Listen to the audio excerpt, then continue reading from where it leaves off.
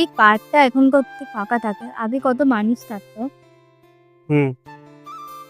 আসলে মানুষ এত ব্যস্ত হয়ে গেছে যে প্রেমও এখন রিমাইন্ডারে রাখতে হয়।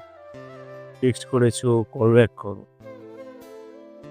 সবকিছুতে যেন একটা ক্যালেন্ডার ঢুকিয়ে ফেলেছে।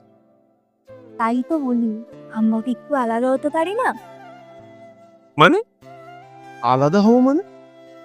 মানে প্রতিদিন একবার হলেও তোকে প্রকৃতি কথা বলা, দিনের বাইরে হোয়াটসঅ্যাপ ছাড়া হতেই পারে।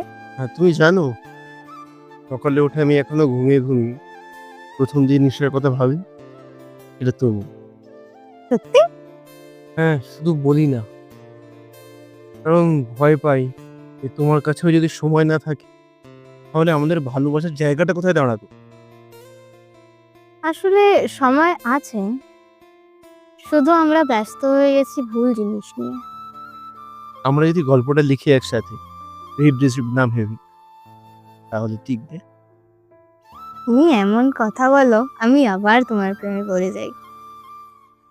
তুমি আসলে রোজ নতুন হয়ে যাও আমার কাছে প্রতিদিন।